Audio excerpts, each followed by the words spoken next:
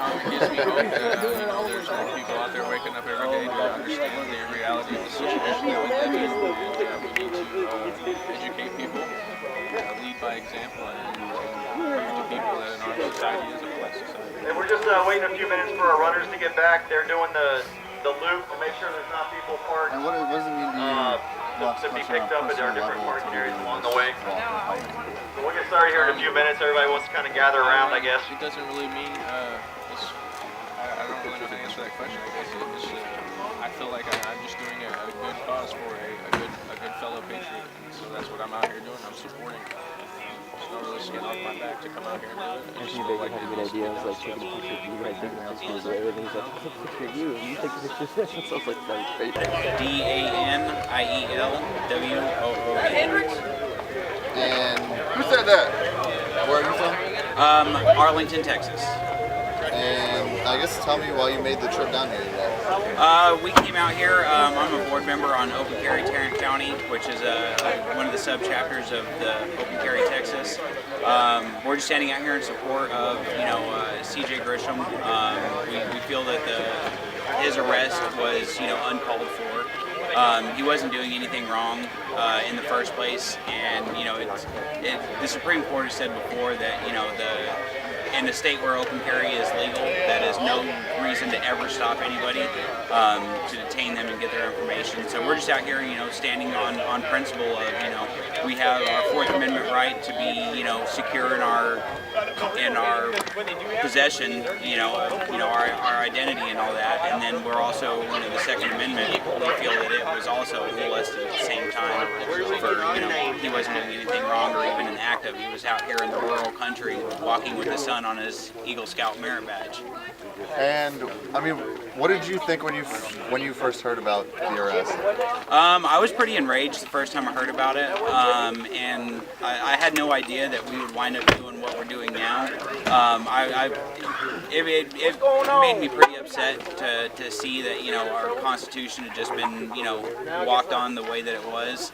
Like I said, Fourth and Second Amendment, both of them were just absolutely thrown to the wayside for an Army, at the time active duty, Army sergeant, walking with his son, and his fourth and second both got, just walked on. So, yeah, it upset me quite a bit to know that our Constitution had just been thrown to the wayside.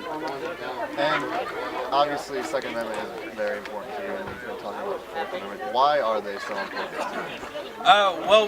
Because this isn't going to be like a course march. I'm not even there are rights.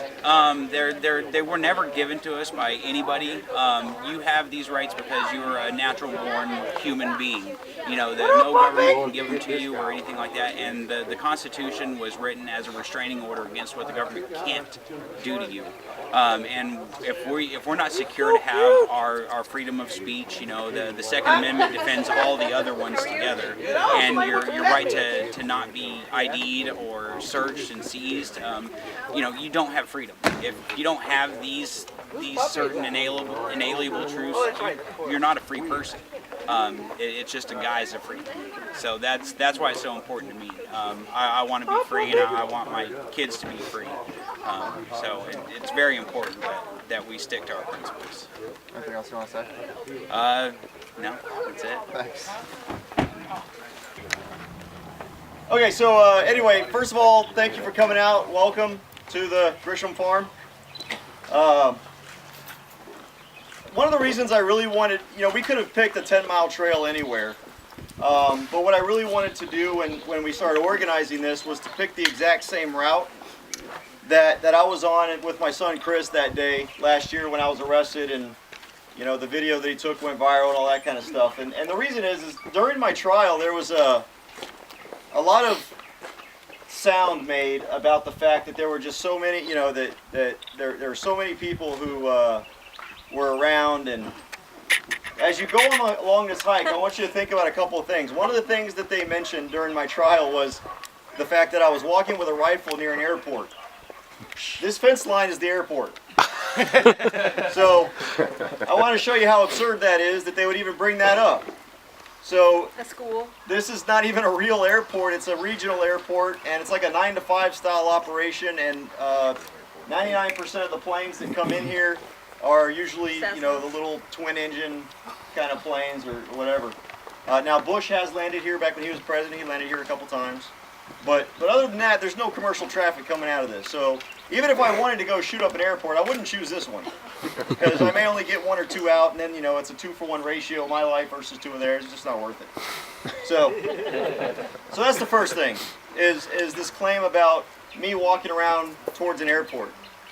As we go down, we made a very specific point when Chris was creating his route that we didn't walk in front of the airport, and so we made a left turn down one of the smaller roads that as we get off the main highway, we're going to be on a main highway for about maybe a half a mile or so, to make sure that we go around the airport as far away from the main entrance as possible.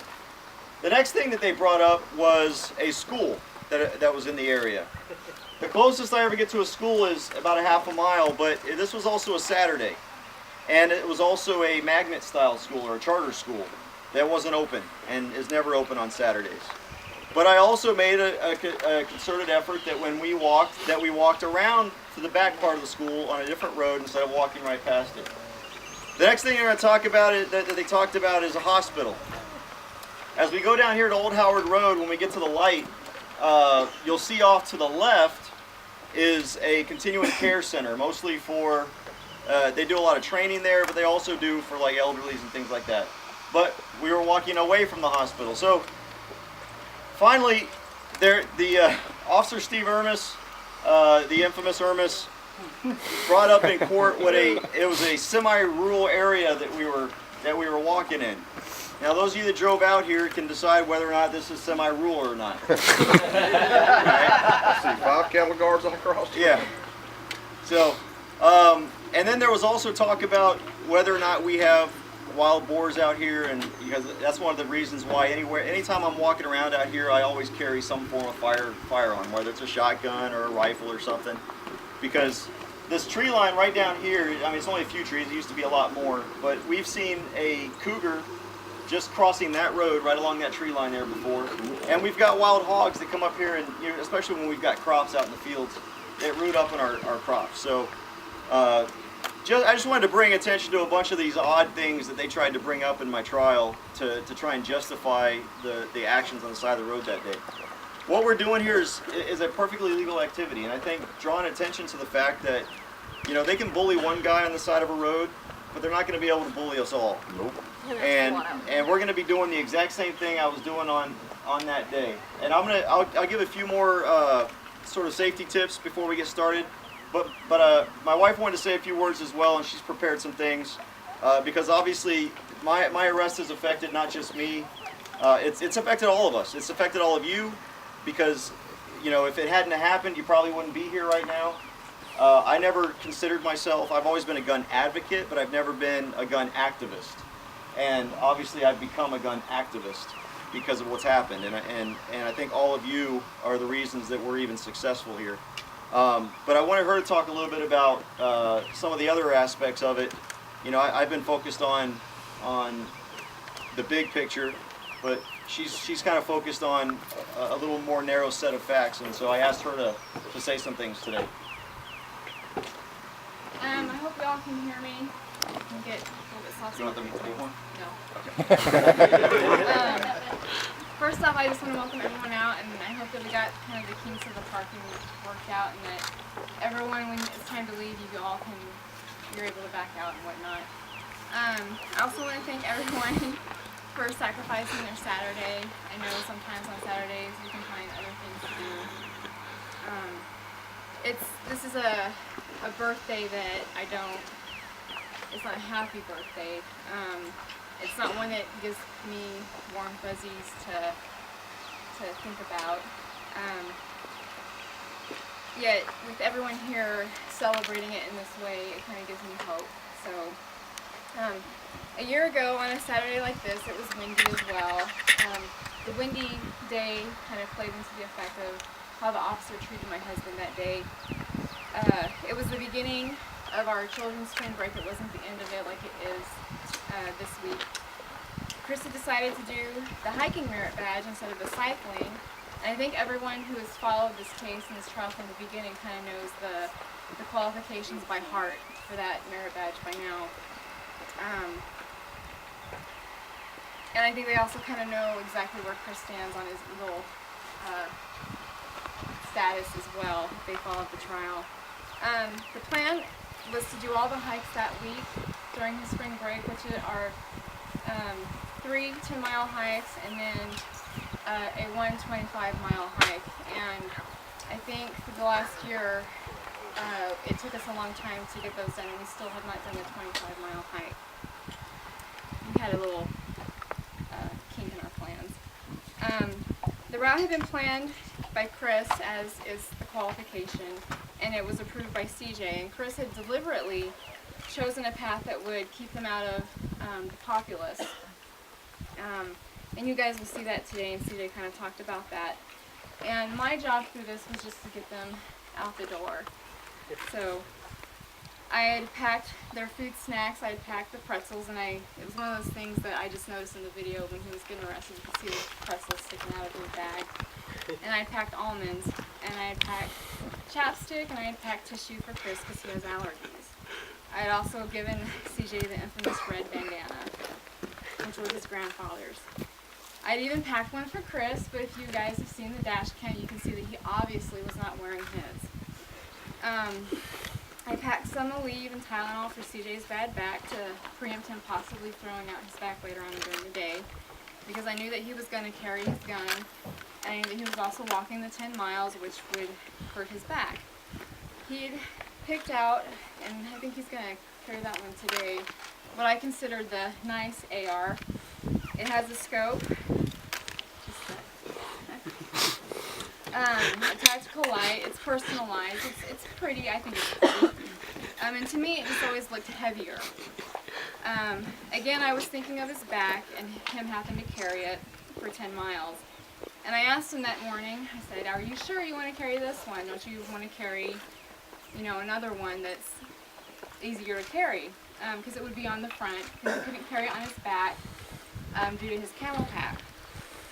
And it never crossed my mind to ask him, "Hey, you're going on a hike, why take it where people are going to see you?" That never crossed my mind. But he did switch to the less appealing one, and apparently the more airsoft looking one. And off they went. About an hour and a half later, I realized that my phone's sound had been shut off from my girls playing with it. It had been laying on the arm of our red chair. I picked it up and had seen quite a few missed calls from my son.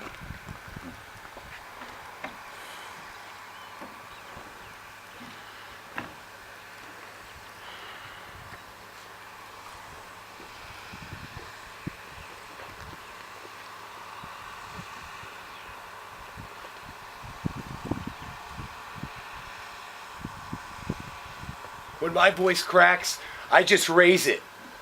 Just raise your voice. Let it out. And some text from him.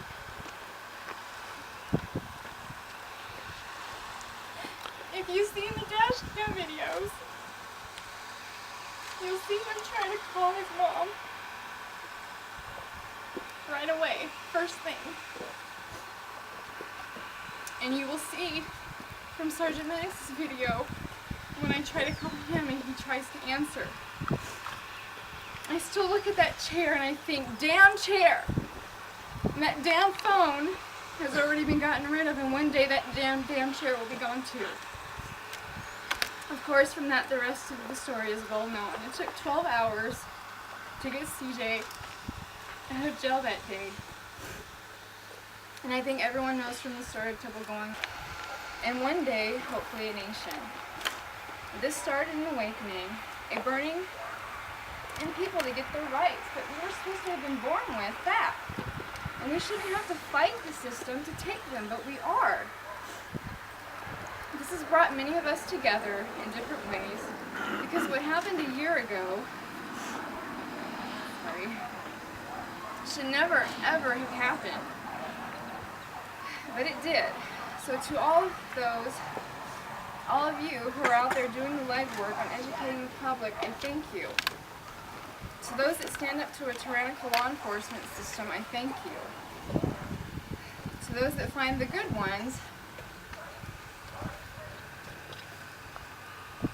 I don't know if I can say thank you yet, but good on you.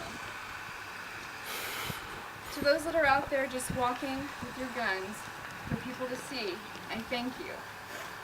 Because what happened a year ago should never have happened to anyone, anywhere, especially in the state of Texas. May no one have to go through this alone, just as we have not gone through this alone. To those that are here, I thank you. And today as we're out there walking, if anyone is confused about which side of the road to walk on, just walk in the middle.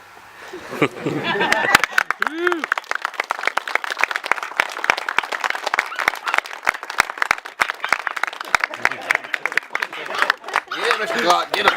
They agree. Mr. Glock had a little something to say.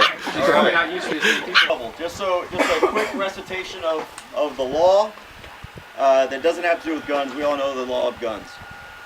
Did you know, and this is something that I'm also fighting to get changed because, first of all, it's just absurd.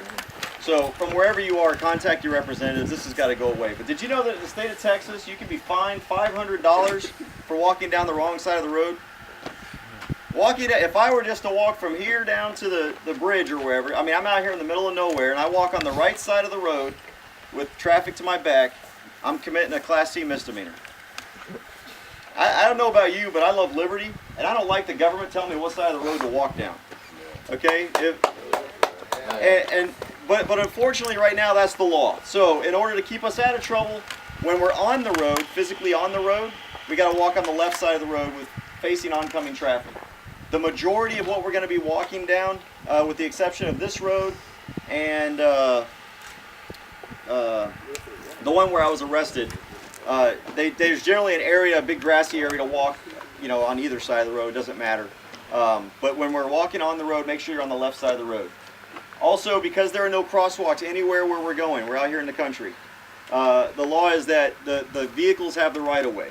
Okay, if there was a crosswalk, then we would have the right-of-way, but everywhere we're going to be going today, vehicles have the right-of-way. So only cross when it's safe to do so. Don't assume that someone's going to stop for you because they don't have to. There's only, there will be one light that I don't think has even a pedestrian switch on it, so we'll have to probably wait to cross that road, and that's over here on 36, Airport Road, not Airport Trail, which is right here. And really, that's pretty much it. Just obey those rules, and we're good to go. If for any reason anybody here is approached by law enforcement, I didn't have any problem with Irmis even coming out there and responding to a call that day. I don't have a problem with that. I understand they have a duty to protect the public, and when you've got liberals wetting their pants about the sight of a gun, they're responsible to take them some toilet paper to wipe up the mess. So, but what I don't want is them creating a situation in which I need toilet paper to wipe off their stench from me. So, be courteous to them. Just respond to their questions. Nothing we're doing here is illegal. There is no Temple City ordinance that bans what we're doing, and there will never be, as long as I live in Temple, a city ordinance that bans what we're doing here. So that's no problem. Just explain what we're doing. I don't anticipate any problems. I gave the police department fair warning about what we're doing. I've told them several times what we're doing, so they're aware of it. The sheriff's department is aware of it. So we have no problems there. Yeah. 10 miles. Has anybody here hiked 10 miles before? Who has? Okay. Wow. Hey, so pretty long. So those of you here, this is probably easier. Who has never hiked 10 miles before? Okay. Of those that have never done it before, you gonna plan to try to do the whole thing? Yeah. Okay. If you can't, look. Hey, if I wasn't helping my son out, you wouldn't catch me out here hiking 10 miles. I'll tell you that right now. It's a long way. So if you feel at some point like you just can't keep going, hey, there's no reason to stop. We've got people that are going to be driving around. Just take a seat where you are, and our runners, as they come around about every 15, 30 minutes or so, we'll pick you up and bring you back over here, okay? And we'll have water in the vehicles as well, so if you need water, we got cups in there too, don't we? I forgot about that. We've got cups if you don't have something to carry water in. But hopefully everybody read the notes on the page and brought something to carry water in. That's important. Even though it feels great out here, it's very humid. Dehydration is still an issue. So drink up. If you feel lightheaded, stop. We do have, is Chris here?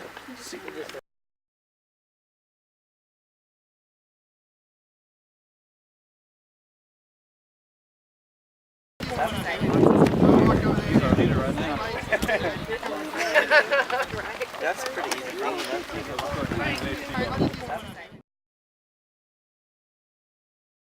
I've already like fell back like 40 people. Where are you? You in the very back?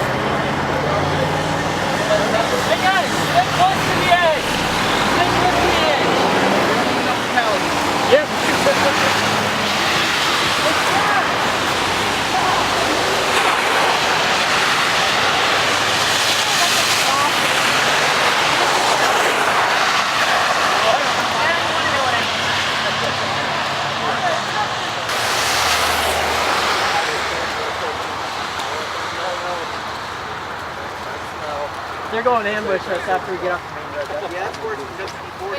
Paddy wagon. He's like, oh, we're going to need a bigger car. Even in the brain! Going to get the FEMA truck.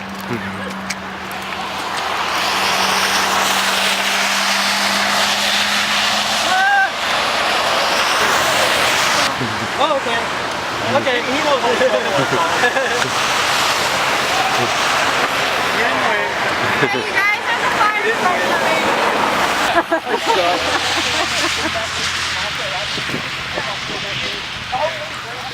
Yeah, I've got ambulance all the time. It's fun. What's up, Brian? What's up? It's slacked off again. Freedom. We're exercising the freedom. My mother-in-law says, I'd never be good.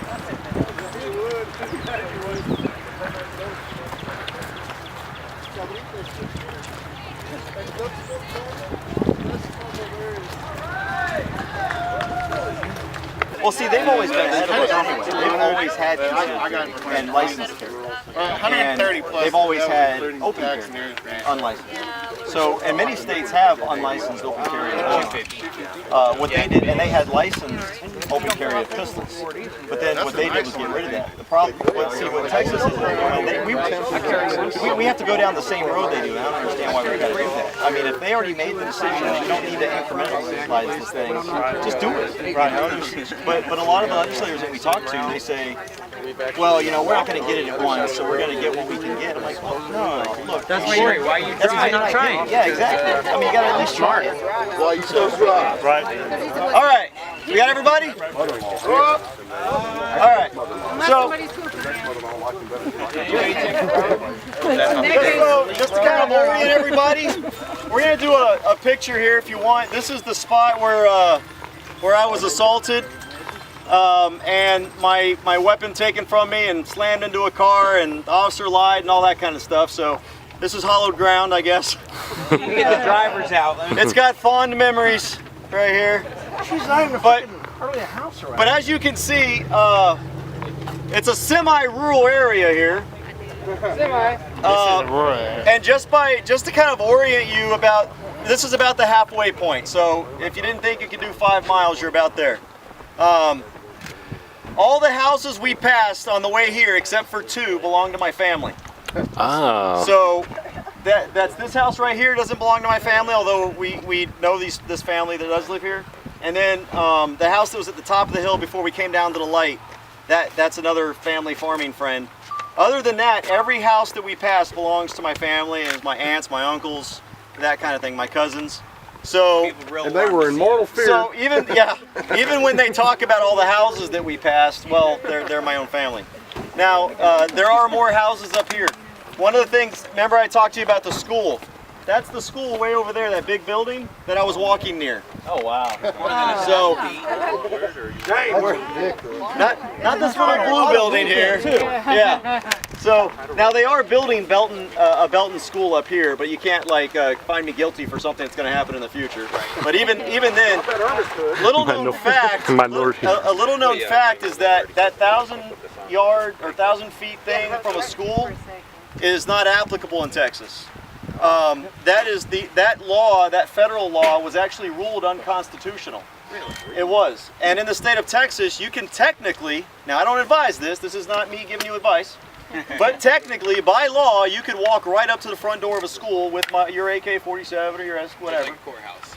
Yeah, just like a courthouse, you can walk right up to, except for if there's a capital murder trial going on. Right. Then you can't. Then you got to stay within 1,000 feet. That's the only time that 1,000 foot applies is if there's a capital murder trial going on and it's 1,000 foot of the courthouse. But it does not apply to schools. So, just little known fact there. Look it up. That legislation was actually ruled unconstitutional, and because the courts specifically said that it doesn't apply to interstate commerce, so therefore it's inapplicable in the states. So, it's on the books, and they could probably try to arrest you for it. But the reason I say I don't recommend it is obviously if I'm walking up to a school, especially if it's in session with an AK-47, it's probably calculated to cause alarm. I mean, you could probably get away with saying no, but I think the common person on any jury is probably not going to side with you on that one. But anyway, so if we just take a quick group picture, I think we've got a few photographers that wanted to take a picture here and get a group picture at the ground zero here. I just want. Hey, woo. Oh, you gonna get in, Brian? Yeah. Get a little video. Make sure you're going to point to anybody here. Straight up. Yeah, straight up. All right, everybody ready? Yep. Everybody looking at the camera? We're just on Woodring right now, Kevin. Thanks. Photo theme. It's in my pocket. Work it. Everyone say, suck it, Hermes. Suck it! And minutes. I need a video of that. And minutes. Oh, we got the video. Hold! Okay, she's gonna go, and I'm gonna. Here, Just lay down on the ground right here, bro. Come on. Yeah, like that. Model pose. When we get over to Carry Pass, we'll put up a little historical marker somewhere around here.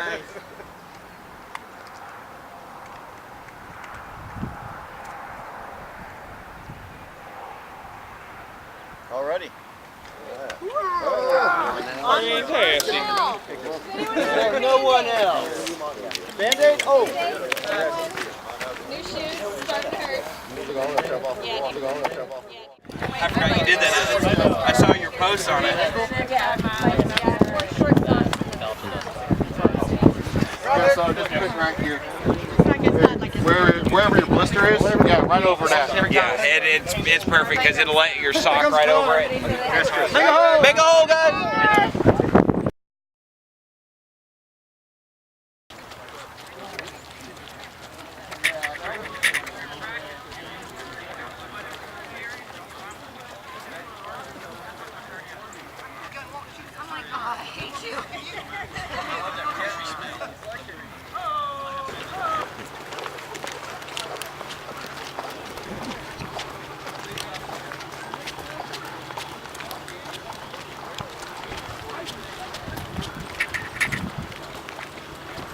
No, Daisy.